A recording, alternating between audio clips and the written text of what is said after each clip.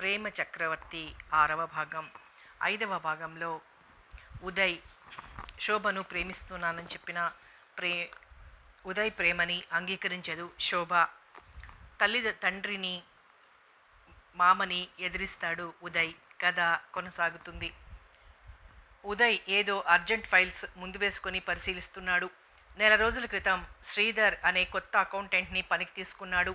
అతన్ని పిలిచి ఆ ఫైల్ గురించి డిస్కస్ చేస్తున్నాడు. శోభ తన పని తాను చేసుకుంటోంది. ఇంతలో ప్యూన్ వచ్చి, సార్ ఎవరో మిమ్మల్ని చూడాలంటున్నారు అన్నాడు. ఎవరో చూడు శోభ అన్నాడు ఉదయ్. శోభ లేచి వెళ్ళింది. 10-15 మంది ఆడవాళ్ళు, అంతా చదువుకున్నవారే. నమస్తే, ఎవరండి మీరు అంటూ మర్యాదగా పలకరించింది శోభ. వాళ్ళంతా కూడా నమస్కరించారు. అందులో ఒక ఆమె ముందుకు వచ్చి, మా గురించి ఉదయ్ గారికి తెలుసండి, డాక్టర్ డేవిడ్ గారు పంపించారని చెప్పండి అంది వినయంగా. జస్ట్ ఎ మినిట్ అంటూ వెనుదిరిగింది శోభ. షీఈ్ వెరీ నైస్ అన్నారెవరో. ఎస్, షీఈ్ వెరీ ప్రెటీ అన్నారంతా. శోభ తిరిగొచ్చి, రండి రమ్మంటున్నారంటూ చిరునవ్వుతో లోపలికి తీసుకువెళ్ళింది వాళ్ళని. బిలబిలమంటూ లోపలికి వచ్చిన వాళ్ళని చూసి ఇంతమందే అనుకున్నాడు ఉదయ్. అకౌంటెంట్ చేస్తున్న పని ఆపి చేసి చూడసాగాడు. ఉదయ్ కుర్చీలోంచి లేచి అందరికీ నమస్కరించాడు వినయంగా. శోభ వాళ్ళని కూర్చోమంటూ చైర్స్ చూపించింది. సరిపోకపోతే ప్యూన్ని పిలిచి తెప్పించి వేసింది. మీరు ఈ మధ్య వస్తారని డాక్టర్ డేవిడ్ గారు లెటర్ రాశారు అన్నాడు ఉదయ్ నవ్వుతూ. అవునండి, ఫస్ట్ మీ దగ్గరికి రావడం చాలా దూరం అనుకోండి, అయినా తప్పదు కదండి అందులో సెక్రటరీ. థ్యాంక్స్ అండి అన్నాడు ఉదయ్ నవ్వుతూ. శోభ, ప్యూన్తో చెప్పి డ్రింక్స్ తెప్పించు అన్నాడు ఉదయ్ చిన్నగా. వద్దండి వద్దండి అన్నారంతా. పర్వాలేదండి అన్నాడు ఉదయ్. ఆశ్చర్యంగా చూస్తున్న శ్రీధర్కి క్లుప్తంగా వివరించాడు ఉదయ్ వాళ్ళెవరో ఏమిటో. ఇలాంటి వారు చాలామంది వస్తుంటారు అన్నాడు శ్రీధర్. వీళ్ళంతా మోసగాళ్ళన్నట్టు. అవన్నీ వేరు, మా సేవ వేరు అంది ఒక గడుసమ్మాయి. ఆహా, ఏం సేవండి అన్నాడు శ్రీధర్ భుజాలు ఎగరేస్తూ. ఆ మాట తీరులో కాస్తంత చిలిపితనం కూడా ఉంది. ఒకటేమిటి సార్, మా లోకంలో లేనిదంటూ లేదు అంది కళ్ళు గుండ్రంగా తిప్పుతూ. మీ లోకం ఏమిటి అన్నాడు ఆశ్చర్యంగా. వాళ్ళిలా మాట్లాడుకుంటుంటే శోభ, ఉదయ్ వాళ్ళకి మర్యాద చేయడానికి గాను తగు ఏర్పాట్లలో మునిగిపోయి ఉన్నారు. మాది ప్రేమలోకం సార్ అంది మరో అమ్మాయి అందుకుంటూ. ప్రేమలోకమా అంటూ ఆశ్చర్యంగా చూశాడు శ్రీధర్. మీరొచ్చి చూస్తే తెలుస్తుంది సార్ అంది మరో అమ్మాయి. ఉష్, ఊరుకోండి అంది అందులో సెక్రటరీ మందలింపుగా. సార్, వీళ్ళనేది మీకు వింతగా జోక్గా అనిపించవచ్చు, కానీ వినండి సార్, ఈ లోకంలో కొంతమంది అన్నం నీళ్లు బట్టలు లేక ఎలా అలమటించిపోతున్నారో అలాగే ప్రేమకరమైన వాళ్ళు కూడా కోకొల్లలు. ప్రేమ అంటే భార్యాభర్తల మధ్య ఉన్న ప్రేమ కానీ, అక్క చెల్లెళ్ళ మధ్య కానీ, అన్నదమ్ముల మధ్య కానీ, తల్లి బిడ్డల మధ్య కానీ, ప్రేయసి ప్రియుల మధ్య కానీ ఏ ప్రేమైనప్పటికీ అలా ఎవరైతే ఏ ప్రేమ కోసం అలవటించిపోతున్నారో వాళ్ళకు ఆ ప్రేమను అందించడమే మా ముఖ్యోద్దేశం. ప్రేమ ఒక్కటే కాదు, మిగతా అవసరాలు కూడా, అంటే భోజనం, చదువు, వైద్యం అన్నీను. అనాథ అవనియండి, వికలాంగులు కానివ్వండి, ముసలివాళ్ళు కానివ్వండి, పడుచువాళ్ళు కానివ్వండి, ప్రేమికులు కానివ్వండి, భగ్న ప్రేమికులు కానివ్వండి, ఎవరైనా సరే, పేద ధనిక వర్గం అన్న తేడా లేకుండా, జాతి కుల మత విభేదం లేకుండా వారికి లోకంలో ఏమైతే కరువైందో అది మా లోకంలో పొందటానికి మేము చేస్తున్న సేవ ఇది.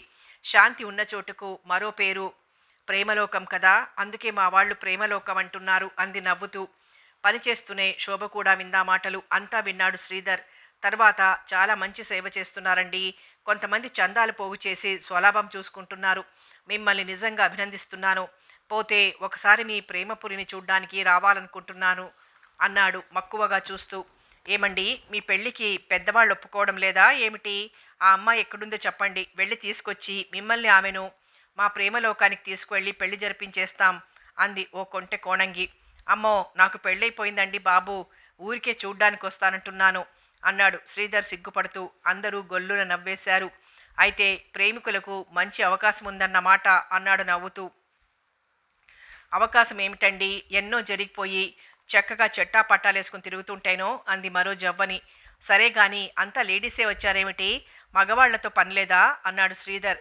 అయ్యో ఉండకేమండి, వాళ్ళో గ్రూప్ మేమో గ్రూప్, మగవాళ్ళు మగవాళ్ళ దగ్గరకు వచ్చి మాట్లాడితే మీరిలా మాట్లాడతారా?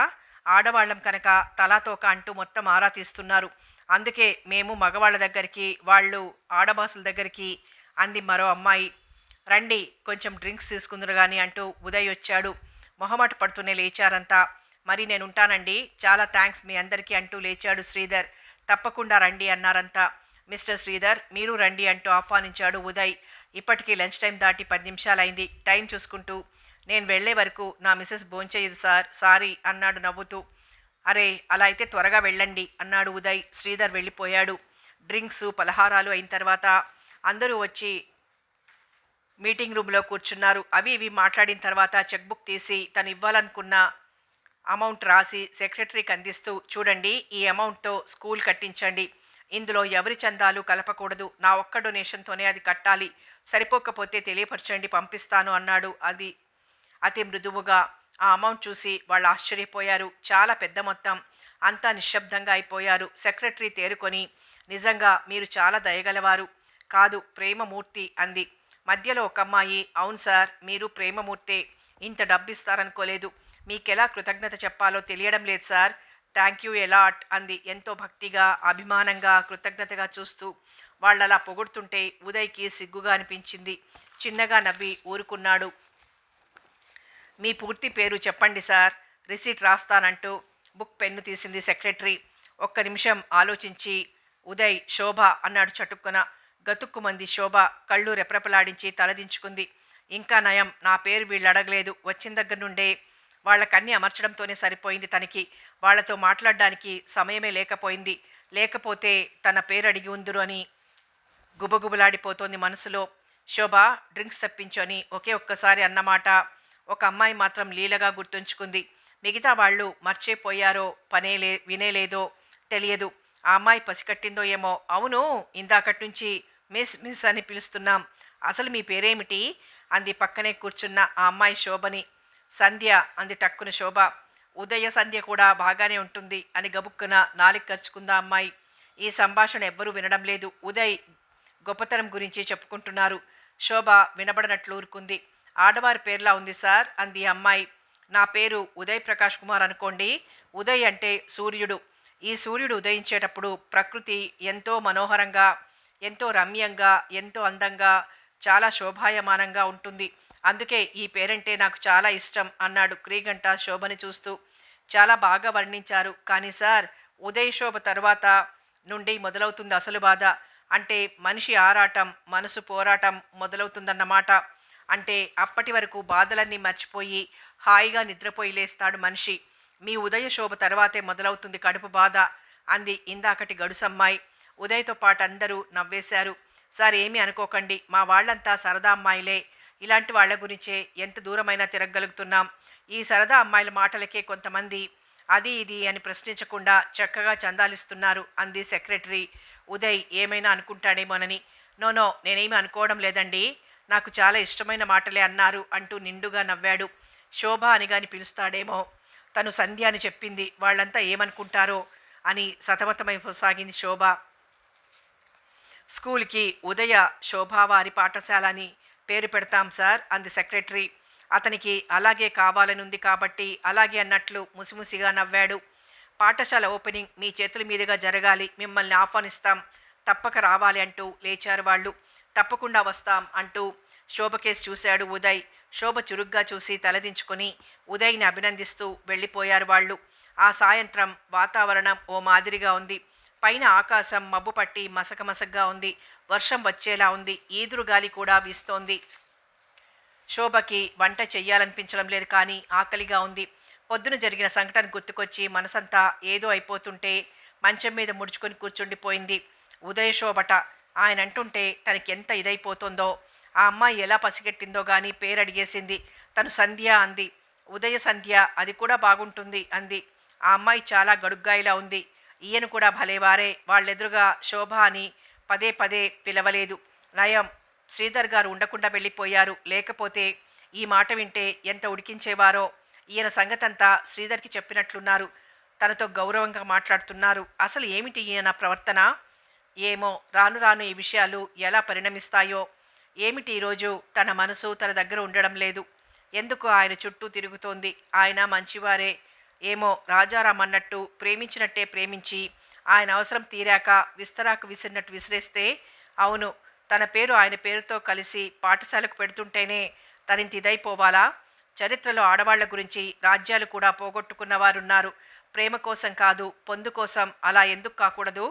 ఏమో బాబూ, నన్ను నా మనసుని మాత్రం వాటికి లొంగకుండా చెయ్యి భగవాన్ అనుకుంది, మనసుని స్వాధీనంలోకి తెచ్చుకుంటూ.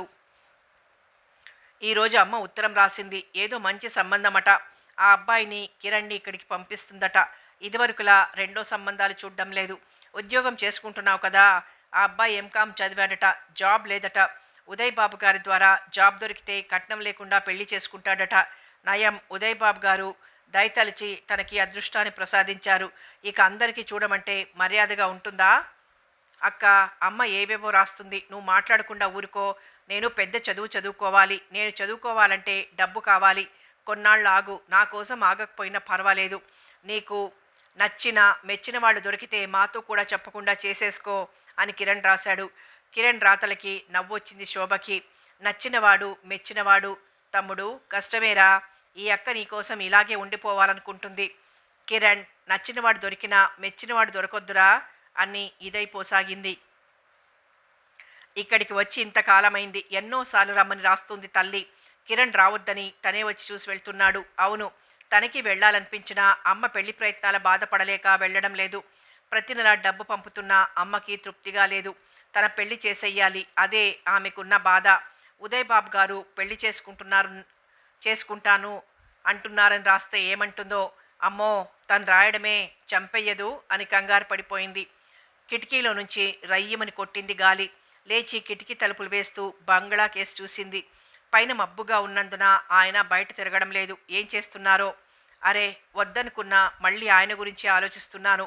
ఏదో ఒక పని చేసుకోవాలి, లేకపోతే ఉదయ్ గారు తన్ని విడిచిపెట్టారని చిన్నగా నవ్వుకుని వెళ్ళి స్టవ్ వెలిగించి బియ్యం కడిగి స్టవ్ మీద పెట్టి పొయ్యి వెలిగించి నీళ్లు పెట్టింది స్నానం చేయడానికి.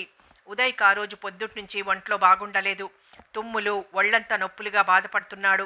మధ్యాహ్నం వాళ్లతో ఐస్ క్రీం తిన్నాడు. ఇంకా బాగా జలుబు చేసింది. తలపోటుగా ఉంది. రగ్గు కప్పుకొని ముడుచుకొని పడుకున్నాడు. బాబు, ఏం చేయమంటారు అన్నాడు రంగయ్య వంట ప్రయత్నం చేస్తూ.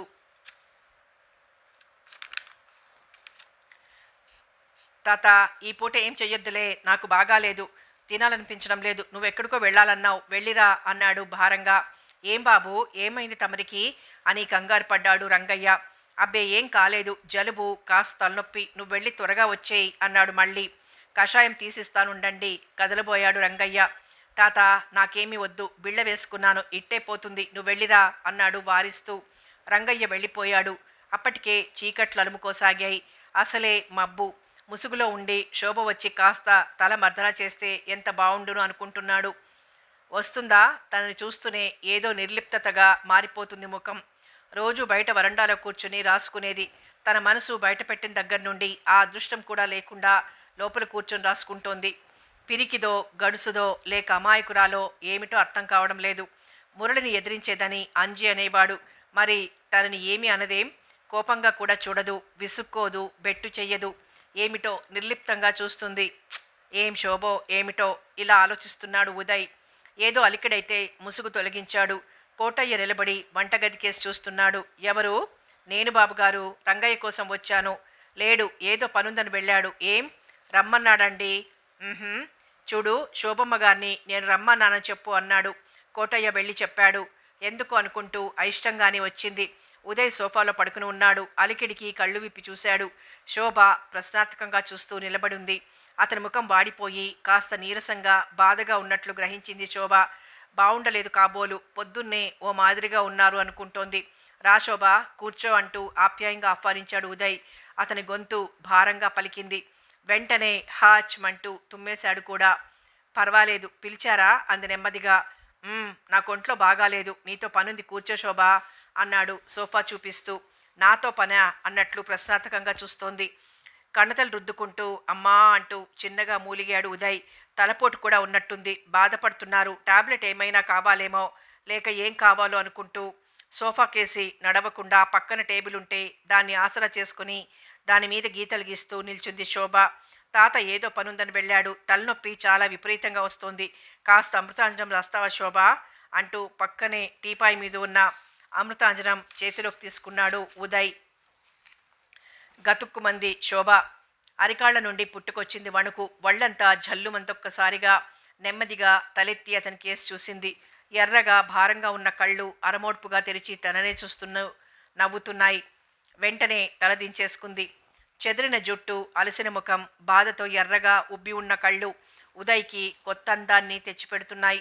శోభా అన్నాడు మూలిగినట్టుగా. ఏమిటి ఈయన చొరవ అనుకుంటూ మాట్లాడకుండా అలానే నేల చూపులు చూస్తోంది శోభ. ప్లీజ్ శోభా, చాలా బాధగా ఉంది, రాయవు అన్నాడు అర్థింపుగా. కదల్లేదు, మెదల్లేదు. మొగ్గల ముడుచుకొని నిలబడింది. ఆకుల్లో మొగ్గల ఆకుపచ్చ చీరలో అందంగా గులాబీ మొగ్గల ముడుచుకుపోయి నిలుచుంది.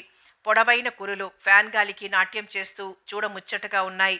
తల నిండా సన్నజాజి పూలు గుప్పున సువాసనలు వెదజల్లుతూ ఉదయ్ని వెక్కిరిస్తున్నాయి. వాటన్నింటినీ గుచ్చిగుచ్చి చూస్తూ బాధని మర్చిపోతున్నాడు ఉదయ్. మళ్ళీ హ్యాచ్ అంటూ తుమ్మాడు ఉదయ్. ఇంత జలువు పెట్టుకుని ఫ్యాన్ ఎందుకు వేసుకోవాలి అనుకుంటూ వెళ్ళి ఫ్యాన్ ఆఫ్ చేసింది శోభ. శోభ, రాయవా అన్నారు మళ్ళీ. ఆ పిలుపులో ఎంతో బ్రతిమాలింపు ఉంది. అన్నీ తెలిసిన మీరు ఇలా అడగడం న్యాయమంటారా అంది చిన్నగా మెత్తగా. శోభ, మనసు పడ్డ తర్వాత మనసుని కంట్రోల్ చేయడం చాలా కష్టం. నిన్ను మనసారా కావాలని కోరుకుంటున్నాను. నీ చేత్తో మందు రాయించుకోవాలని ఎంతో ఆశపడుతున్నాను. ఇలా అడగడం తప్పైతే క్షమించు, కానీ రాసి తీరాలి అన్నాడు కడమాట నొక్కి చెప్తూ. రాయలేనండి, క్షమించండి అంది బాధగా. ఎందుకంతలా బాధపడిపోతున్నావు అన్నాడు నిష్ఠూరంగా. వెంటనే శోభ ముఖంలో రంగులు మారాయి. అదిగో అప్పుడే నిర్లిప్తత అన్నాడు కాస్త కోపంగా. కళ్ళెత్తలేదు. ఆ నిర్లిప్తత వెనక ఏం దాగి ఉందో తెలుసుకోవచ్చా అన్నాడు తీక్షణంగా చూస్తూ. నిరాశ అంది టక్కున. అంటే అర్థం కానట్లు చూశాడు. ఆశ లేకపోవడం. ఆశ లేకపోతే జీవించడం కష్టం. మరు నిమిషంలో చచ్చిపోతాడన్న మనిషిలో కూడా ఆశ ఉంటుంది, అవునా? ఉదయ్ ప్రశ్న. ఆ ఆశ కాదండి, జీవించాలనే ఆశ గురించి కాదు. మరి అన్నాడు. మిగతావి అవెందుకు ఉండకూడదు? ఒకసారి అతని వైపు చూసి తలదించుకుంది శోభ. శోభ, నిన్ను ఎంతగా ప్రేమిస్తున్నానో తెలుసా? నువ్వు రక్తమిచ్చి నన్ను బ్రతికించినందుకే ఈ ప్రేమానురాగాలు. వాళ్ళు నిన్ను అవమానించిన రోజున అసలు బీజం ఏర్పడింది. నిన్ను గౌరవించాలని చూసిన రోజున నువ్వు రానప్పుడు మరీ ఎక్కువ ఏర్పడింది. ఇప్పుడు ఇంకా చెప్పలేను. లోకంలో నువ్వు తప్ప నాకేదీ కనిపించడం లేదు, ఇంకేదీ ఇష్టం లేదు కూడా. నువ్వు తప్ప నాకేదీ వద్దు అన్నాడు మృదువుగా. అతని మాటలకు మనసు చుట్టూ మధురంగా అల్లుకుంటున్న ఆలోచనలు గుండెల్ని పులకింపచేస్తూ ఉక్కిరి బిక్కిరి చేస్తున్నా వాటిని బలవంతంగా నొక్కిపెడుతూ, ఎందుకండి, నాలో ఏం గొప్పతనం ఉందని అంది చిన్నగా. చెప్పానుగా, మళ్ళీ చెప్పనా? ప్రేమ అనేది ఎప్పుడు, ఎలా, ఎందుకు పుడుతుందో చెప్పలేమంటారు కొంతమంది. కానీ నేను ముందు చెప్పాను, అప్పుడు అందుకు పుట్టింది నా ప్రేమ అన్నాడు సర్దుకొని కూర్చుంటూ. ఆమెలో ఏ మార్పు కనబడలేదు. ఎప్పటిలా మామూలు నిర్లిప్తతే కనబడుతోంది. ఏమిటి శోభ, నీకు పెళ్లి చేసుకోవాలని ఆశ లేదా అన్నాడు ఆమె నిర్లిప్తత చూసి. పెళ్ళొక్కటేనా ఆశకి మూలం అంది కళ్ళ కొసలతో చూస్తూ. ఆడవాళ్ళకి ముఖ్యం పెళ్ళే కదా.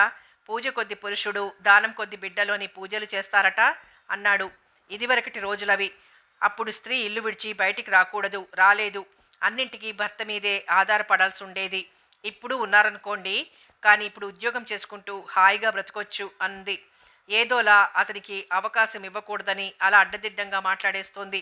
అంటే స్త్రీకి బ్రతకడానికి అధరువు ఉంటే పెళ్ళి కాకపోయినా పర్వాలేదంటావు.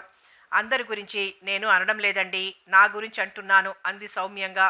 అయితే నేను డబ్బు, హోదా అన్నీ ఉన్నవాణ్ణని, ఇప్పుడు పెళ్లి చేసుకున్న కొంతకాలం అయిన తర్వాత వదిలేయవచ్చనే భావన నీలో కలిగింది. కాబట్టి పెళ్లికి ముందే నీ జీవితానికి సరిపడినంత డబ్బు కానీ ఆస్తి కానీ నీ పేరును రాసి పెళ్లి చేసుకుంటాను. నేను మారిపోయినా నీకు బాధ ఉండదు. ఏమంటావు శోభా అన్నాడు తాపీగా. అలా ఎవరన్నారండి అంది. మరి నీ భయాలన్నీ అవేగా? కాదండి. మరి అసలు నేను ఇలాంటి వాటి గురించి ఏమీ ఆలోచించడమే లేదండి అంది. ఎప్పటి నుంచో అడుగుతున్నాను, ఆలోచించి చెప్పమని. తప్పించుకుంటున్నావు, ఈరోజు చెప్పవలసిందే అన్నాడు ఆమె కేసి సూటిగా చూస్తూ. జరగని వాటి కోసం ఆలోచించడం దేనికని ఆలోచించడం లేదు. మాట పూర్తి కాకుండానే అందుకున్నాడు. ఏమిటి జరగనిది? ఆ అవకాశం నువ్వు ఇస్తున్నావా? అసలు నీకు హృదయం అంటూ ఉందా? ఉన్నా అది పాషాణమే.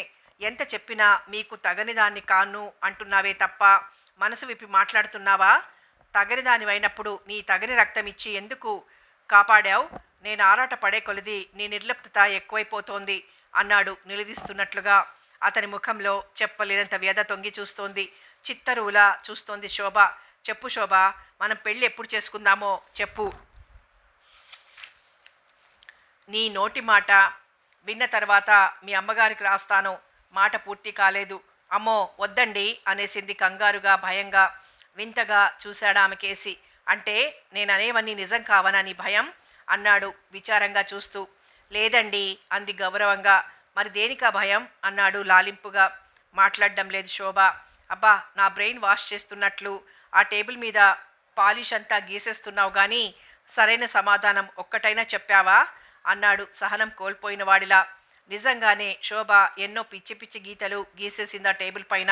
అతను అడిగే వాటికి సరైన సమాధానం కోసం వెతుక్కుంటూ తోచక గీసేస్తోంది. అతను అలా అనగానే చప్పున చెయ్యి తీసేసి తన పైట కొంగందుకొని వేలికి చుట్టుకుంటూ దారాలు లాగి వదులుతోంది. ఆ శారీ నాకు చాలా ఇష్టం, దాన్ని ఎందుకలా నలుపుతావు, చూడు దారాలు ఎలా లాగేస్తున్నావో అన్నాడు. చురుగ్గా చూసి తలదించుకుంది. అతన్నేమన్నా అతన్ని నొప్పించేలాంటి మాటలేమీ అనదు. కోపం లేదు, చిరాకు లేదు, బెట్టు లేదు, విసుగు లేదు, అంతా నిర్లిప్తతే. ఉదయ్కా నిర్లిప్తత అంటే ఇష్టం లేదు. వచ్చి తన బాహువుల్లో వాలిపోమ్మంటాడు. శోభ, మందు రాయకపోతే పోని, కాస్త కాఫీ అన్నా చేసిపెట్టు. నీ మాట కోసం వాగి వాగి ఎండిపోయింది నాలుక. అన్నీ ఉన్నాయి, వెళ్ళి చేసిపెట్టు అంటూ అలసటగా వెనక్కి వాలిపోయాడు. పాపం నిజంగానే అలసిపోయారు. అయినా ఇన్ని మాటలు మాట్లాడిందేమిటి తను? ఇక అనవసరమైన మాటలు మాట్లాడకూడదు. మందు రాయడం తప్పించి పోనీ కాఫీ చేసి త్వర త్వరగా వెళ్ళిపోదాం అనుకుంటూ గబగబా కిచెన్లోకి వెళ్ళి అన్నీ పరికించి కాఫీ పొడి డబ్బా తీస్తోంది. నెమ్మదిగా లేచొచ్చి గుమ్మంలో నిలబడ్డాడు ఉదయ్. అతన్ని చూడగానే తీస్తున్న డబ్బా వదిలేసింది శోభ. ఏమిటో వణుకులాంటిది. నరాలు పట్టుతప్పాయి. ఒక్కటే కంగారు. ఆమె బెదురు కంగారు ముచ్చటగా చూస్తూ నిలబడ్డాడు ఉదయ్.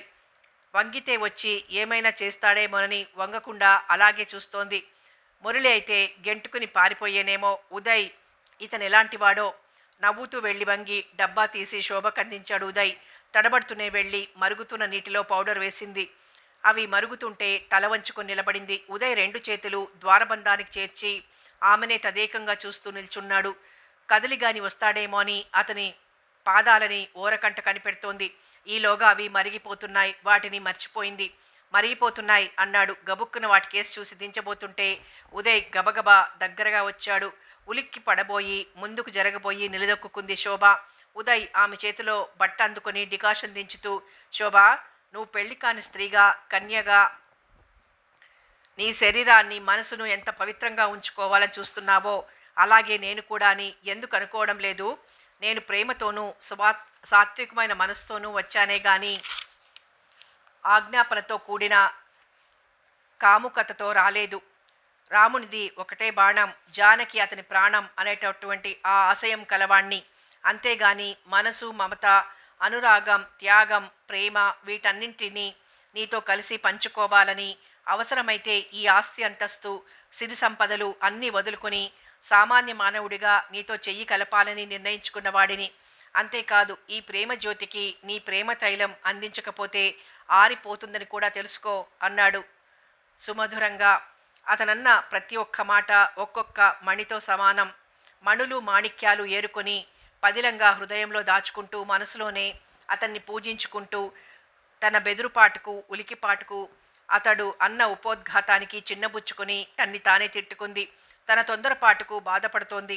ఉదయ్ కాఫీ కలిపి 2 కప్పుల్లో పోసి ఒకటి శోభకివ్వబోయి, నా చెయ్యి తగులుతుంది తీసుకో అంటూ గ్యాస్ స్టవ్ పక్కగా పెట్టి తను కాఫీ సిప్ చేస్తున్నాడు. ఉదయ్ తాగుతున్నాడు కానీ శోభ తాగడం లేదు. శోభ, నాకు యాక్సిడెంట్ అయినప్పుడు మా నాన్నగారు గ్రానీకి రాస్తానన్నారు. ఆమె బీపీ పేషెంట్, నేనే వద్దని చెప్పాను. తర్వాత ఇలా జరిగిందని కంగారు పడవద్దని త్వరలో వస్తానని రాశాను. రోజు నన్ను రమ్మంటూ రాస్తున్నారు. కానీ నిన్ను విడిచిపెట్టి వెళ్ళబుద్ధి కావడం లేదు. నీ మనసులో ఉన్నమాట చెప్తే నేను గ్రానీతో మన విషయం మాట్లాడొస్తాను. ఆమె తప్పక ఒప్పుకుంటారు అన్నాడు శోభ కళ్ళల్లోకి చూస్తూ. వద్దండి వద్దు అంటూ కంగారుగా భయంగా చూసింది అతని వైపు. వసుప్రదాదేవి మురళి గుర్తొచ్చి 2 పులుల మధ్య మేకని అనుకుంది. కాళ్లల్లో నుంచి దడ పుట్టుకొచ్చింది. వద్దు వద్దు వద్దు, అన్నింటికీ వద్దే. వద్దు, నీ స్వంతమా శోభ అన్నాడు చిరునవ్వు నవ్వుతూ. మీ గ్రానీ గారు మీ మీద ఎన్నో ఆశలు పెట్టుకున్నారు. మీరు ఇలాంటివి అనబోతోంది. కేవలం ఈ ఆస్తుల్ని కాపాడడం కోసమే నేను సమర్పించబడ్డానేమో గాని నాకు ఆశలుండవా? నేను మనిషిని కాదా? నువ్వు ఎలాగూ ఒప్పుకునేటట్టు లేవు. నేను బైరాగినైపోతానేమో అంటూ పాల మీద మూత పెట్టి గిన్నె తీయబోయాడు. ఉండండి, నేను లోపల పెడతానని వారించబోయింది. వంటింట్లోకొచ్చి కాఫీ కలిపానని వంట వచ్చు కాబోలనుకుంటున్నావా? కాదు, నాకస్సలు రాదు. నువ్వు పక్కన ఉంటే చెయ్యాలనిపించి చేశాను. అయినా నువ్వు అదురు బెదురు దడ వణుకుతో ఏం చేస్తావని చేశాను. ఇలాంటివి పెళ్ళయ్యాక కంటే అవక ముందు చేస్తేనే మధురంగా ఉంటాయి. శోభ, యవ్వనం అనేది ఎంతో విలువైనది. అది పోతే తిరిగి రాదు. లక్షలు కోట్లు ఏ వయసులోనైనా సంపాదించవచ్చు, కానీ పోయిన యవ్వనాన్ని సంపాదించలేం. ఈ యవ్వన కాలంలో జరిగిన సంఘటనలు చనిపోయే వరకు మధుర స్మృతులుగా గుర్తుండిపోతాయి. మనిద్దరం పెళ్లి చేసుకున్నా చేసుకోకపోయినా మన జీవిత పుటలు తిరగవేస్తున్నప్పుడు ఈ సంఘటనలు తీపి గుర్తులుగా కమ్మని జ్ఞాపకాలుగా మిగిలిపోవాలని నా ఆశ. ఎంతోమంది పెళ్లి కాకుండా చెట్టా పట్టాలేసుకొని తిరుగుతారు, సంతోషిస్తారు, మైమర్చిపోతారు, ఆనంద లోకాల్లో విహరిస్తారు. మనకు ఆ అదృష్టం ఎలాగూ లేదు. ఇలాంటివన్నా గుర్తుగా మిగిలిపోవాలని నేను కలలు కంటుంటే నువ్వు బెదిరిపోతున్నావు అంటూ చేతులు కడుక్కోవడానికి వాష్ బేసిన్ దగ్గరికి వెళ్ళాడు. అతను అలా వెళ్తుంటే అతని పాదాలకు అడ్డుపడి అతని మనసారా తన హృదయానికి అదుముకోవాలని తడుక్కున మెరిసి మాయమైంది ఆశ.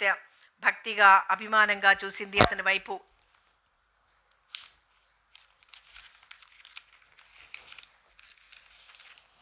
చేతులు కడుక్కుంటూ ఇటు చూశాడు.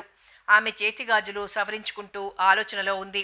అతని మాటలకి తగ్గ భావాలేం చెలరేగలేదు ఆమె ముఖంలో. అతను నిట్టూర్చాడు. తటుకుని ఒక ఆలోచన వచ్చింది ఉదయ్కి. నా అందానికి సుగుణాలకి నువ్వు తగవు. ఎవరో రాజకుమారుడు గుర్రం మీద వచ్చి నిన్ను తీసుకుపోతాడనుకుంటున్నావు కదూ అంటూ తడి చేతులు రెండు ఆమె ముఖంపై విదిలించాడు చిలిపిగా. చన్నీళ్ల చిలకరింపుకి ఉలిక్కి పడింది. చిరుకోపంగా చూడబోయి వెంటనే మామూలైపోయింది. Sorry Shobha, I like you very much. అందుకే ఏం చెయ్యాలో తోచక ఈ పనులు అంటూ సంజాయిషి ఇచ్చుకున్నాడు.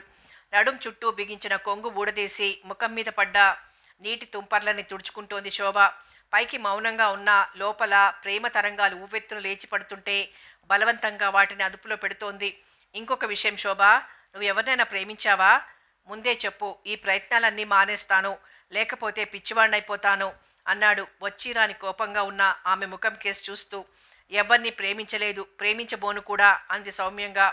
ప్రేమించలేదు అన్నందుకు సంతోషించాడు. ప్రేమించబోను అన్నందుకు కడుపులో కెలికినట్లుగా ఫీల్ అయ్యాడు. నీ అందచందాలకు నీ మనసుకు తగ్గవాళ్ళు ఇంతవరకు పుట్టలేదంటావు అన్నాడు నవ్వుతూ. పుట్టలేదు, ఇక మీదట పుడతారు అంది ముఖంలోని భావాలు కనబడకుండా ఇంకోవైపుకు తిప్పుకుంటూ. ఇక మీదట పుడితే మరీ చిన్నవాడైపోడా అన్నాడు వచ్చే నవ్వును ఆపుకుంటూ. అప్పుడు నేను చచ్చి మళ్ళీ పుడతాను అంటూ గిన్నెలు ఎక్కడొక్కడ పెడుతోంది. ఆమె అలా అనగానే ఉదయ్కి బాధ అనిపించింది. సరదా మాటలు సీరియస్గా తీసుకుంటున్నావు అన్నాడు నొచ్చుకుంటూ. క్షమించండి అంటూ పక్కగా వెళ్ళబోయింది. ఎక్కడికి? కాఫీ నేనే చేసుకున్నాను, నువ్వు చెయ్యనే లేదు. నాకు ఆకలేస్తుంది. అదిగో ఫ్రిడ్జ్లో గ్లైస్డ్ చికెన్ ఉంది. చిల్లీ పౌడర్, మసాలా పౌడర్ అన్నీ అందులో ఉంటాయి. గ్యాస్ స్టవ్ మీద 10 నిమిషాల్లో అయిపోతుంది. అన్నం కూడా వండాలి. నోటికి కాస్త కారకారంగా ఉండేలా చెయ్యి. నేను అక్కడుంటాను. వంట పూర్తి కావడం, ఆలోచించడం ఒకేసారి జరగాలి. ఈవేళ ఏదో ఒకటి తేలిపోవాలి. ఇంకా ఎదురు చూసే ఓపిక లేదు. అయినా ఎన్ని రోజుల నుంచి అడుగుతున్నాను. ఇక ఊరుకునేది లేదు శోభ. వినబడుతోందా? ఏమిటి ఎక్కడో చూస్తున్నావు? తరువాత నేను వినలేదు అంటే ఊరుకునేది లేదు అన్నాడు సహనం లేనివాడిలా. శోభ కిటికీలో నుంచి ఎక్కడికో చూస్తోంది. నేను వినడం లేదు. మీకేం మాట్లాడుకున్నా నా నిర్ణయం మారదు అన్నట్లేటో చూస్తోంది. ఉదయ్ గొంతులోని హెచ్చరికకు కాస్త కంగారు పడినట్లు చూసింది. శోభ, ఈవేళ నీ మనసు చెప్పాలి, లేకపోతే వదిలేది లేదు. వంట పూర్తి కావడం, నీ ఆలోచన పూర్తి కావడం ఒకేసారి జరగాలి.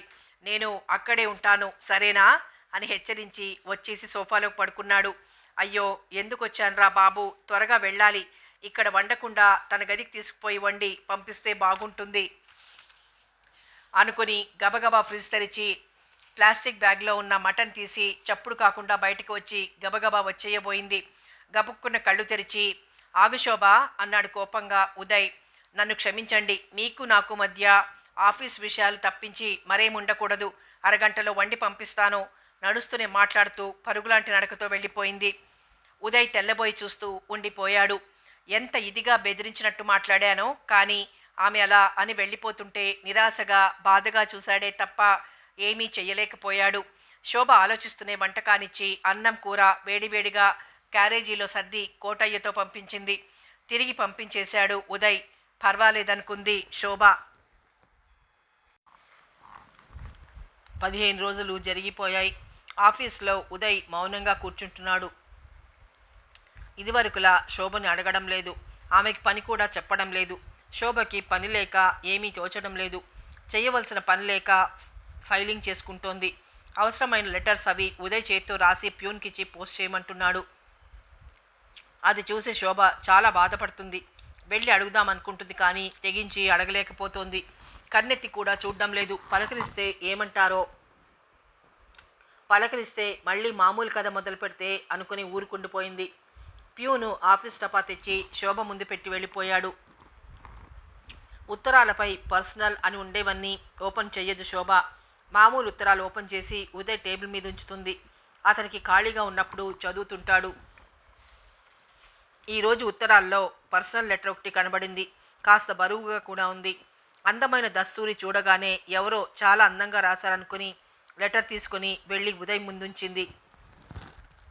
ఉదయ్ మాట్లాడకుండానే దాని వైపు చూసి వెళ్ళిపోతున్న శోభకేసి ఓ మారు చూసి చేతిలోకి తీసుకుని చించి కాగితాలు బయటికి తీశాడు. కాస్త పెద్ద ఉత్తరం, పింక్ కలర్ పేపర్సు, వాటిపై నల్ల సిరాతో రాసిన ముత్యాల్లాంటి అక్షరాలు. ఆతృతగా పరుగు తీశాయి అతని కళ్ళు. ప్రేమ చక్రవర్తి ఉదయ్ ప్రకాష్ కుమార్ గారికి పుష్పాంజలి. చదువుతున్న ఉదయ్ నవనాడులు పులకరింతతో జల్లుమన్నాయి. తను ప్రేమ చక్రవర్తట. మెదడు నరాలు పొంగిపోతున్నాయా పదజాలానికి. ఆశ్చర్యంగా కుతూహలంగా చదవసాగాడు. ఎవరి ఆగంతకులు అనుకుంటున్నారు కదూ, ప్రేమపురి నిర్వాహకులు. మీరు చాలా గొప్ప డొనేషన్ ఇచ్చారు. చాలా థ్యాంక్స్. మేము చేస్తున్న సేవలోని ప్రతి అణువును విశాల హృదయంతో అర్థం చేసుకుని హృదయపూర్వకంగా అభినందించిన మీకు మా హృదయపూర్వక ఆశీస్సులు. ఈ ప్రేమపురి పోషకుల్లో ఇంతవరకు మహారాజ పోషకులు, రాజపోషకులు మాత్రమే ఉన్నారు, కానీ మీలాంటి గొప్పవారు లేరు. మహారాజ పోషకుల్ని, రాజపోషకుల్ని అధిగమించారు కాబట్టి మిమ్మల్ని ప్రేమ చక్రవర్తి అంటున్నాం. ఉదయ్ హృదయంలో పన్నీటి జల్లులా ఉన్నాయా పొగడ్తలు, అతి మధురంగా ఉన్నాయా రాతలు. మీ కోరిక ప్రకారం ఉదయ్ శోభ వారి పాఠశాల నిర్మాణం మొదలు పెడుతున్నాం. వేలాది లక్షలాది విద్యార్థులకు జీవనోపాధి కలిగజేసిన మీ దయకు, ఔన్నత్యానికి మా జోహార్లు. ఉదయ్ శోభ వారి పాఠశాల అవగానే అతని హృదయంలో కోటి వీణలు మృదు మధురంగా గానం చేసినట్లయింది. తలెత్తి అనురాగంగా చూశాడు. అంత దీక్షగా చదువుతున్నారు, ఏమై ఉంటుందా అని అతని కేసు చూస్తున్న శోభ అతను చూడగానే చటుక్కున తల మరోవైపుకు తిప్పుకుంది. దొరికిపోయావులే అన్నట్లు ముసిముసిగా నవ్వుకుంటూ మళ్ళీ ఉత్తరంలో మునిగిపోయాడు ఉదయ్. కోటి భావాల స్పందనతో ఈ ప్రేమపురిని స్థాపించాం. అప్పుడు 10 మంది, ఇప్పుడు 1000. వీళ్ళంతా ఎక్కడి వాళ్ళో, ఏ జాతి వాళ్ళో, ఏ కులం వాళ్ళో, ఏ మతం వాళ్ళో తెలీదు, కానీ అన్ని రకాల వారు ఉన్నప్పటికీ భేదాభిప్రాయాలు లేకుండా శాంతి సమాధానంతో ఒకరినొకరు గౌరవించుకుంటూ ప్రేమానురాగాలు కలిగి ఉంటారు. తల్లిదండ్రులను సన్మానించుకుని నరహత్య చెయ్యకుండుట, సంపూర్ణమైన యథార్థత కలిగి ఉండుట, సత్యమును పలుకుట, పవిత్రమైన వివాహ బంధమును ఆచరణలో పెట్టుట, ఇవి మా ఆశయాలు. మంచి పనుల కొరకు తమ ధనము వినియోగించువారు లోకంలో విస్తారమైన ధనమును కూర్చుకొనరు. మాధవ సేవ కొరకు, పేదల కొరకు ఇచ్చిన ధనము భగవంతునికి ఇచ్చినట్లే అని తలంచవలను. ఎవరు సమస్త భూతములందు నన్ను చూచుచున్నాడో మరియు సర్వభూతములను నాయందు గాంచుచున్నాడో అట్టి వారికి నేను కనపడకపోను, నాకతడు కనబడకపోడు. అతని క్షేమభారం నాయందే ఉండును. భగవద్గీత. పై విధముగా భగవంతుడు మిమ్మలను దీవించుగాక. ప్రేమపురి నిర్వాహకులు. ఉత్తరం ముగించి చాలాసేపు ఆ కాగితాన్ని చూస్తూ కూర్చున్నాడు ఉదయ్. అతని మనసు తేలికగా గాలిలో తేలిపోతున్నట్లుగా ఉంది. తను ప్రేమ చక్రవర్తట. ఈ భావన అతని మనసుని కదిలించి వేస్తోంది. చాలాసేపు అయిన తర్వాత శోభా అని మృదువుగా పిలిచాడు. ఇన్ని రోజుల తర్వాత విన్న పిలుపుకు పరవశంగా చూసింది శోభ. వెంటనే లేచి నిలబడింది. ఇటురా అన్నాడు చిరునవ్వు నవ్వుతూ. నెమ్మదిగా వెళ్ళింది. ఈ ఉత్తరం చదువు అంటూ కాగితాలు అందించాడు. ఆశ్చర్యంగా వాటిని విప్పుతోంది. ఉదయ్ శోభల పాఠశాలట, త్వరలో ప్రారంభిస్తారట ఇంకా అంటున్నాడు. వెంటనే ఆ ఉత్తరం అక్కడ పెట్టేసి గిరుక్కును వెనుదిరిగింది శోభ. అది కాదు, ఇంకా మంచి విషయాలున్నాయి, చదువు అంటున్నాడు. కానీ మనసంతా బరువుగా ఉంటే వినకుండా వచ్చి కూర్చుంది. ఉదయ్ లేచి దగ్గరగా వచ్చి చదువు అంటూ ఇవ్వబోయాడు. చటుకున లేచి బయటికి వెళ్ళిపోబోయింది. వెళ్లకు, నేనే వెళ్ళిపోతాను, కూర్చో, ఈ లెటర్ని సపరేట్ ఫైల్లో ఉంచి ఫైల్ చేయి అంటూ వాటిని అక్కడ ఉంచేసి తన సీట్లోకి వెళ్ళిపోయాడు ఉదయ్. ఆ రోజు ఆదివారం. బట్టలన్నీ ఉతికి ఆరవేసింది శోభ. తలస్నానం చేసి భోజనం ముగించి వరండాలో కూర్చుని జడలు అల్లుకుంటుంటే, శోభమ్మ ఇవిగో పూలంటూ రంగయ్య బోల్డ్ మల్లె మొగ్గలు తెచ్చిచ్చాడు. అబ్బా ఎంత బాగున్నాయి మొగ్గలు, వాటిని చూసి మురిసిపోయింది శోభ. అన్ని మొగ్గలు తనే పెట్టుకోవాలనిపించింది. వాటన్నింటినీ చక్కగా దండలు కట్టింది. ఆరిన పట్టులాంటి జుత్తుని 2 జడలుగా అల్లుకొని చివరలు బంతులుగా ముడిపెట్టుకుంది. ఒక దండ తీసి ఎడమ చెవి పక్కగా పిన్నుతో కుట్టి కుడి పక్క జడకి చివరి వరకు చుట్టింది మెలికగా. అలాగే కుడి చెవి పక్కన ఇంకో దండ పిన్నుతో పెట్టి ఎడమ పక్క జడకి చివరి వరకు మెలికగా చుట్టింది.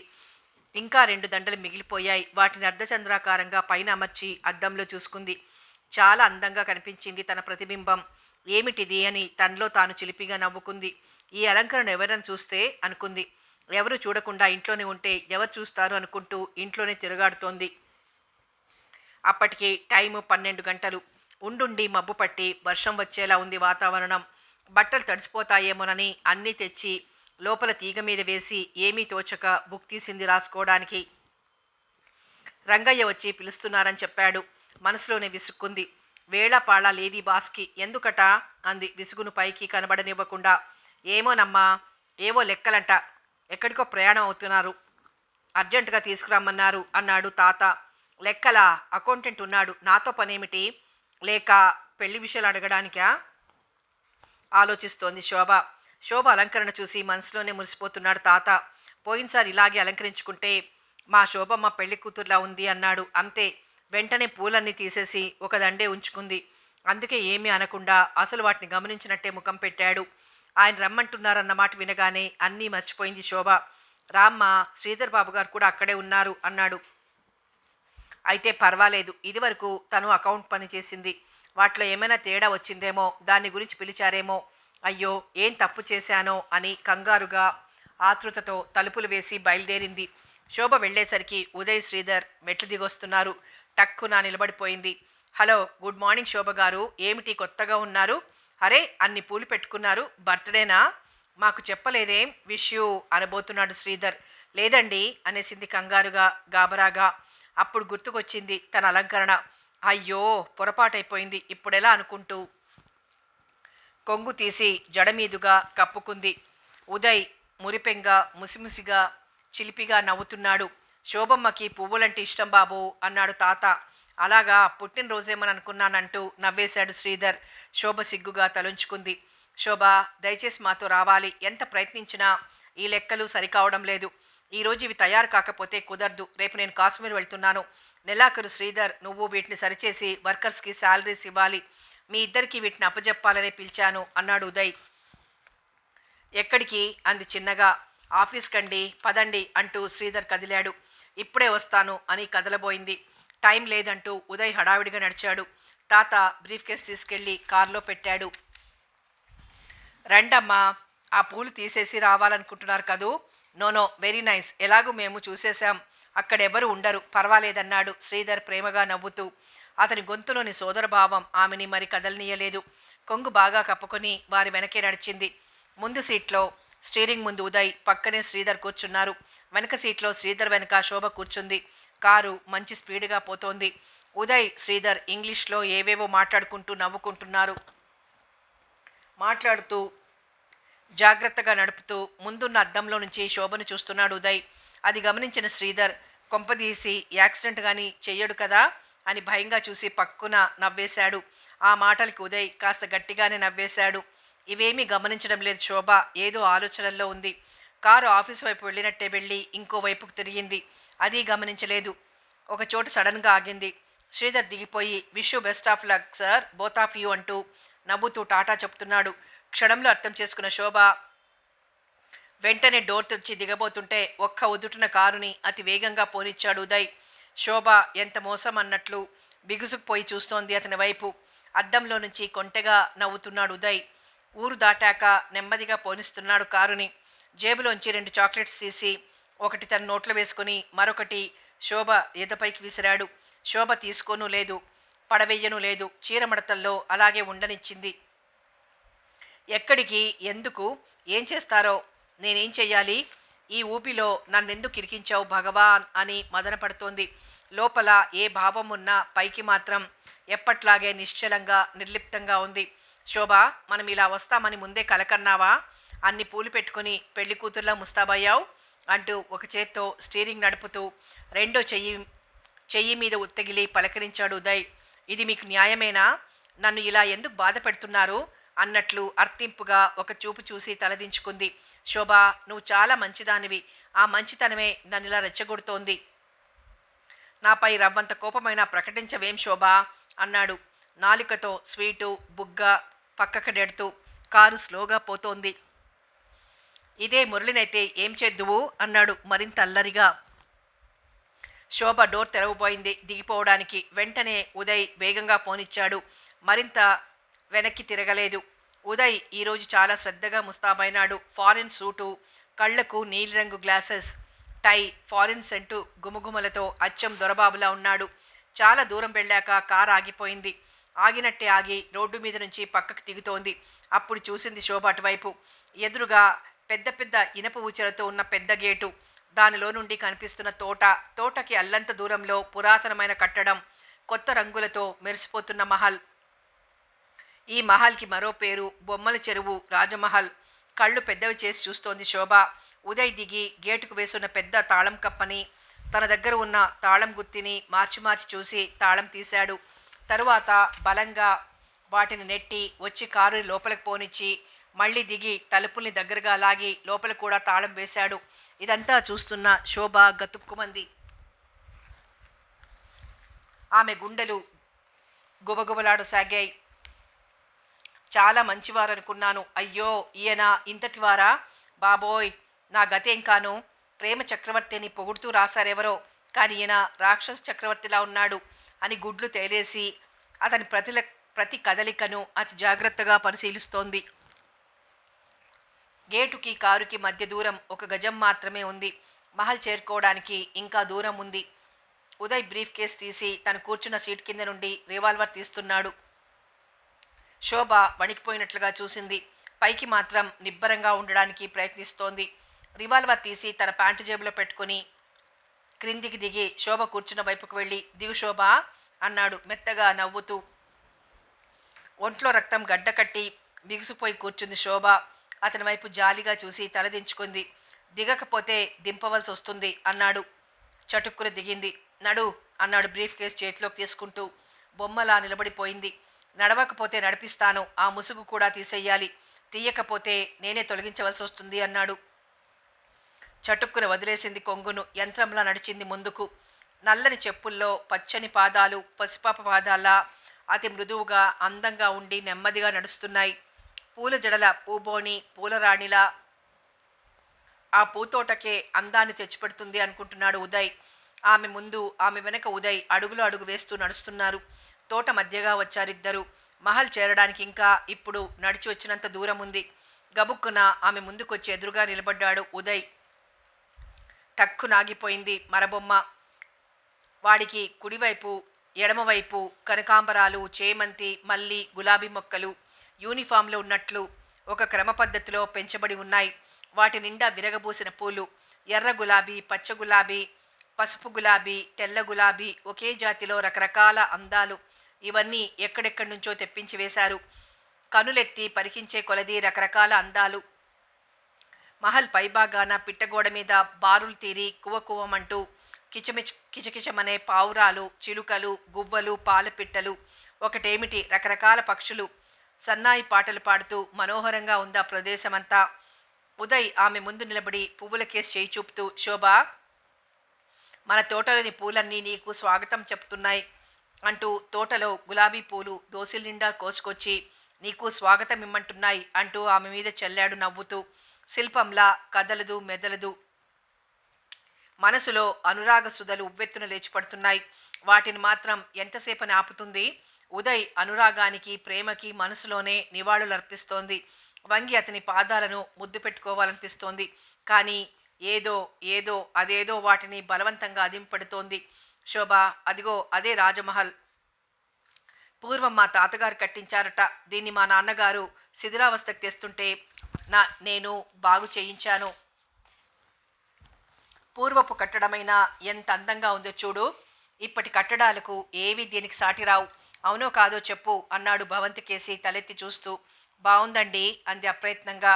అంటే ఆ భవంతిని చూస్తుంటే ఎవరూ కూడా బాగుంది, చాలా బాగుంది, గొప్పగా ఉంది అని అనకుండా ఉండలేరన్నమాట. అంత చూడచక్కగా ఉందా మహల్. రేపు మన పెళ్ళైన తర్వాత కాపురం ఇందులోనే అన్నాడు ఓరగా ఆమెనే చూస్తూ. కదిపితే కందిరీగా అనుకుని ఏ భావం రానియకుండా మనసుని అదుపులో పెట్టుకుంటూ ఎటో చూస్తున్నట్లుగా చూపులు మరల్చింది శోభ. కాసేపు ఎండ, కాసేపు మబ్బు, ఇలా తెరలు తెరలుగా ఉంది వాతావరణం. ఉండుండి గాలి దుమారం లేస్తోంది. వర్షం రాకుండా ఉండాలని లోలోన ప్రార్థిస్తోంది శోభ. వర్షం వచ్చేలా ఉంది. కొంచెం సేపలా కూర్చున్న తర్వాత పైకి వెళ్దాం అంటూ తోటలోకి దారి తీశాడు ఉదయ్.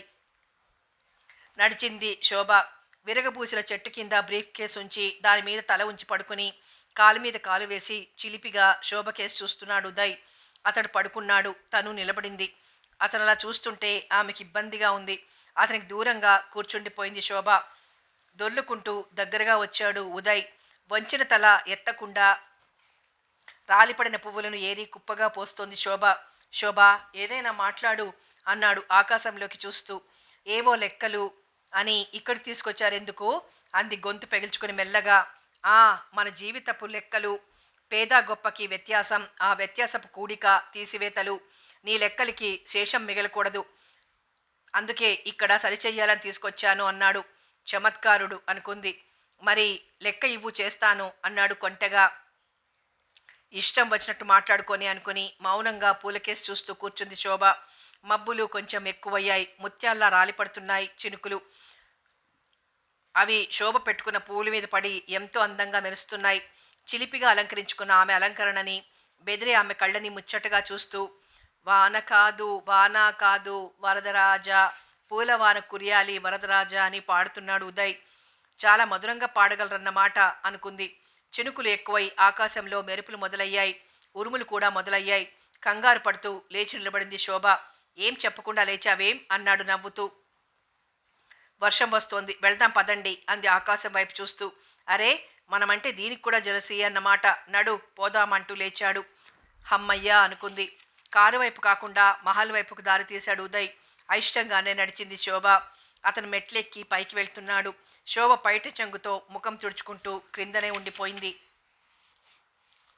రమ్మని పిలిచాడు పైనుంచి. వినబడనట్టే నిలబడింది శోభ. టకటక నడిచి వచ్చి జబ్బ పట్టుకుని గబగబా పైకి తీసుకుపోతున్నాడు ఉదయ్. అతని చొరవకు కోపం వచ్చింది శోభకు. ఇంతకాలం అతన్ని మన్నిస్తూ వచ్చింది. ఆ మనను ఏమైపోయిందో. బుస్సుమని తన్నుకొచ్చింది పౌరుషం. మెట్లన్నీ అయిపోయాయి. గడపలోకి వెళ్తాడు అనంగా బెదిరించి కొట్టింది అతని చెయ్యిని. చివాలున వెనక్కి తిరిగి చూశాడతను. కోపంతో జేవురించిన ముఖం ఆశ్చర్యంగా నిలబడి చూస్తున్నాడు. ఇంతకాలానికి చూశాడు ఆమె కోపాన్ని. కోపమే కాదు, అసహ్యం కూడా. అసహ్యమే కాదు, అన్ని రకాల భావాలు కలబోసిన ఉగ్రరూపం. గడప లోపల అతను, గడప యువతలామె. శోభ అన్నాడు రాలింపుగా. ఎక్కడలేని ధైర్యం వచ్చింది శోభకు. అందరి ముందు బయటపడకూడదని ఇంత దూరం తీసుకొచ్చారు. ఏమిటి మీ ఉద్దేశం అంది నుదురు చిట్లించి. అదే నేను అడుగుతున్నాను, ఏమిటి నీ ఉద్దేశం అని అన్నాడు సూటిగా చూస్తూ. ప్రతి మగవాడు ప్రేమించే ప్రతి అమ్మాయికి ఇలాంటి రోజొకటి కల్పించడం, ఆ పైన ఆమెను మోసం చేయడం లాంటివి ఎన్నో వింటున్నాం, చూస్తున్నాం. అది నాకు కూడా ఇంకా ఏదో అనబోతోంది. ప్రతి మగవాడు ప్రేమించే అమ్మాయిని అంటున్నావు అంటే నన్ను నువ్వు ప్రేమిస్తున్నావన్నమాట. ఇంతకాలం నేనే ప్రేమిస్తున్నాను అనుకుంటున్నాను. అయితే నేను అదృష్టవంతుణ్ణే అన్నాడు సంతోషంగా. శోభ కంగారు పడిపోయింది ఆ మాటలకి. తను అలా అందా? అబ్బాయిలు అమ్మాయిల్ని మోసం చేస్తున్నారంటే సరిపోను. ఏమిటి తన నోరు అలా అంది అని ఒకటే ఇదైపోసాగింది. ఆమె కంగారు తొందర చూసి నవ్వుకున్నాడు ఉదయ్. మనసులో ఉన్నమాట పెదవులు బయటపెట్టాయి. అందమైన లిప్స్కి థ్యాంక్స్ అన్నాడు నవ్వుతూ. ఈయనకు అవకాశం ఇవ్వకూడదు, ఇస్తే తన జీవితం ఎలా ఉంటుందో. రాజారాం గీతని చెయ్యాలని చూస్తున్నాడు. వేణుగోపాలరావు గారి కోరిక కూడా అదే. వీళ్ళంతా తన్ని బ్రతకనిస్తారా అని ఆలోచిస్తోంది శోభ. రా శోభ, లోపలికి, ఇల్లు చూద్దాం, అసలే జల్లు కొడుతోంది అన్నాడు ఆప్యాయత నిండిన కంఠంతో. రాకపోతే కాల్చి చంపుతారా అంది సూటిగా చూస్తూ. నువ్వే నన్ను కాల్చేయవచ్చు. నీ అనుమానం నేను నిన్ను అనుభవించాలని, మోసం చెయ్యాలని, బలాత్కరించాలని ఇక్కడికి తీసుకొచ్చారనుకుంటున్నావు కదూ? ఎన్నటికీ కాదు. చూడు, ఆ ఇళ్ళు ఇక్కడికి కనబడుతున్నా ఇక్కడ ఏం జరిగినా ఎవరికీ వినబడనంత దూరంలో ఉన్నాయి. ఈ మహల్ చుట్టూ ఉన్న పొదలు గుబుర్లు ఎంత భయంకరంగా ఉన్నాయో చూడు. అంతకంటే ముఖ్యం, మనిద్దరినీ ఓరకంట కనిపెట్టి ఉన్న రాజారాం, అతని అనుచరులు మనల్ని వెంబడిస్తే ఆత్మరక్షణ కోసం తెచ్చాను దీన్ని. నీకోసం అనుకుంటున్నావా అంటూ జేబులోంచి రివాల్వర్ బయటికి తీసుకో. నేనేమైనా అసభ్యంగా ప్రవర్తిస్తే ఒక్కసారి కాదు, ఇందులో ఉన్న గుళ్ళన్నీ అయిపోయే వరకు కాల్చి చంపు అని ఆమె చేతికి అందిస్తూ, ఇంకొక మాట, ఒకవేళ అవకాశం నువ్విచ్చినా నేను ఉపయోగించుకోవడానికి సిద్ధంగా లేను. ఎందుకు తీసుకొచ్చానంటే నీ మీద నాకున్న ప్రేమనంతటినీ నీ పాదాల ముందుంచాలని తీసుకొచ్చాను. తీసుకో. అందుకే తీసుకొచ్చాను శోభ, నన్ను నమ్ము అన్నాడు బాధగా. అతని ముఖంలో నిజాయితీ కొట్టొచ్చినట్లు కనిపిస్తోంది. అతని కళ్ళు ప్రేమరసం చిందిస్తున్నాయి. పాదాల ముందు అన్నమాట శోభ హృదయంలో పెద్ద కెరటం లేచినట్టుగా ఉప్పొంగిపోయింది. అన్నీ మర్చిపోయింది. అతని ముఖంలోకి ఎన్నడూ చూడని రీతిలో గుచ్చి చూస్తూ, తను అన్న మాటలకు పశ్చాత్తాపపడుతూ, అతని తప్పుగా అంచనా వేసేందుకు చలించిపోతూ, తను చేసుకున్న నిర్ణయాల బంధాలన్నింటినీ త్రుటిలో పటపటా త్రుంచేస్తూ, ఇంకా ఇంత మంచివాడుగా తను అపార్థం చేసుకున్నది అని కుమిలిపోతూ, కొండ మీద నుంచి క్రిందికి పడుతున్న నీటి ప్రవాహంలా ఒక్క ఉదుట్న వెళ్ళి ఉదయ్ పాదాల్ని చుట్టేసింది. ఉదయ్ ఆశ్చర్యంగా చూస్తూ, శోభ ఏమిటిది అంటూ లేవదీశాడు. మిమ్మల్ని అనరాని మాటలన్నాను, నన్ను క్షమించండి అంది వస్తున్న కన్నీటిని తుడుచుకుంటూ. ఇంకా అర్థం కాలేదా శోభ? ఏ భాషలో చెప్పను?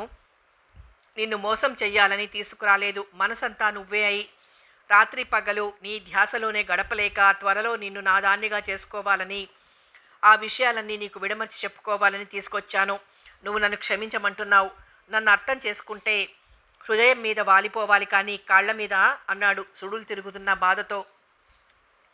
ఇంతకాలం నుంచి చూస్తున్నాను, ఆయనలో అలాంటి భావాలే కనిపించలేదు. మోసపుచ్చే వాటమే కనబడలేదు ఆయనలో. తను తొందరపడి ఎందుకు ఇలా మాట్లాడింది? ఆయన నిజంగానే ప్రేమిస్తున్నారు, కానీ ఆ ప్రేమని అందుకోలేని అసమర్థురాలు తను. అందుకే తన మనసు ఇష్టం వచ్చినట్లు మాట్లాడింది. ఏమైనా కానీ తను ఇలా మాట్లాడడం చాలా తప్పు. ముందు ఆయన్ని క్షమించమని వేడుకోవాలి అనుకుంటూ, ఉదయ్ బాబు గారు, నన్ను క్షమించండి, నేను అల్పురాల్ని, నాకంత విలువ ఇవ్వవద్దు మీరు. ముందు నేనన్న వాటికి క్షమించాను అనండి, తరువాత మీ ప్రేమకు నేను దాసినే కానీ రాణిని కాలేను అంది ఏడుస్తూ. ఉదయ్ మనసు కరిగిపోయింది ఆమె మాటలకు. మానస వీణ తంత్రులన్నీ ఒక్కసారి మోగిపోయాయి. ఆనంద పరవశంగా చూశాడామె వైపు. శోభకి తన మీద ప్రేమ ఉంది, కానీ వెనుకున్న నా వాళ్ల గురించి జాగ్రత్త పడుతోందనుకుంటూ ఆమె దగ్గరగా వచ్చి, శోభ ఎందుకు ఏడుస్తున్నావు? ఏడవకు, నీ మనసేమిటో తెలుస్తున్న సమయంలో ఏమిటి విచారం అంటూ కళ్ళు తుడిచాడు. మిమ్మల్ని అర్థం చేసుకోలేక మిమ్మల్ని అన్న మాటల గురించి బాధపడుతున్నాను అంతే. శోభ, అయితే నన్ను అర్థం చేసుకున్నావన్నమాట అన్నాడు మార్దవంగా చూస్తూ. అతని ముఖం సంతోషంతో వెలిగిపోతోంది. కథ కొనసాగుతుంది.